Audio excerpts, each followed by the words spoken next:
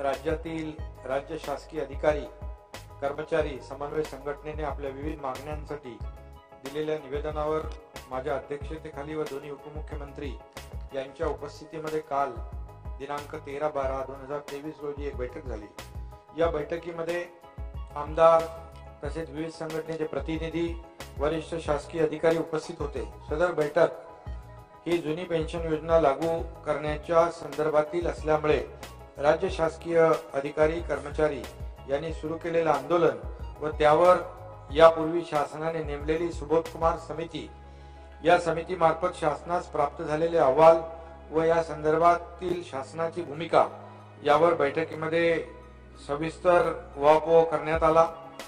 या बैठकीत उपस्थित असणाऱ्या राज्य सरकारी कर्मचारी मध्यवर्ती संघटना महाराष्ट्र यांच्या मागणीनुसार त्यांच्या संघटनेच्या मान्यतेबाबत मुख्य सचिवांना निर्देश दिलेले आहेत।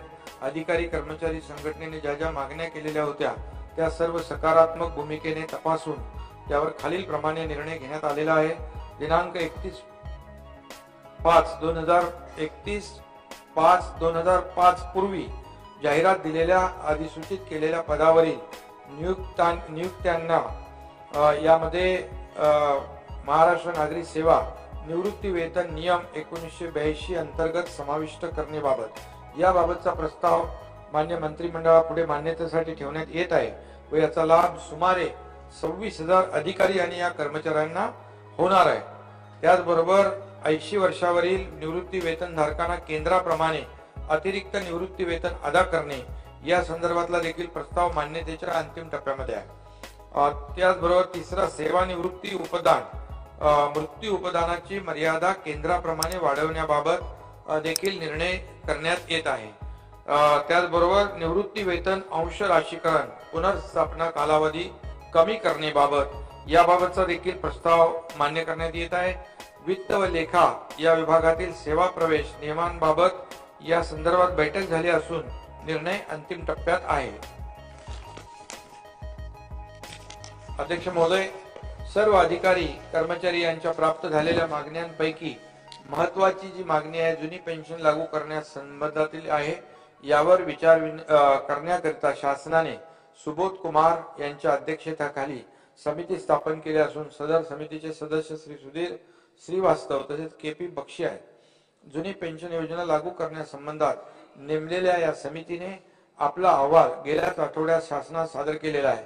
यामध्ये समितीने सुचवलेल्या तरतुदी लागू करण्याकरिता त्याचा सविस्तर अभ्यास होणे आवश्यक आहे, कारण फायनान्शियल इम्प्लिकेशन आणि या संदर्भामध्ये सदर अभ्यास करण्याचे निर्देश अतिरिक्त मुख्य सचिव वित्त व अतिरिक्त मुख्य सचिव सेवा यांना देण्यात आले आहेत। हे दोन्ही अधिकारी संघटनेच्या प्रतिनिधींशी विचार विनिमय करून आपले मत मुख्य सचिव यांच्या मार्फत शासनात सादर करतील। निवृत्त होणाऱ्या कर्मचाऱ्यांची आर्थिक व सामाजिक सुरक्षा जुन्या पेन्शन योजनेप्रमाणे योग्य प्रकारे राखली जाईल या मूळ तत्वावर शासन ठाम आहे। प्राप्त अहवाल व त्यावरील चर्चा व अंतिम निर्णय हा या तत्वाशी सुसंगत असेल। सदर अहवालावर अंतिम निर्णय येत्या अर्थसंकल्पीय अधिवेशनात घेण्यात येईल।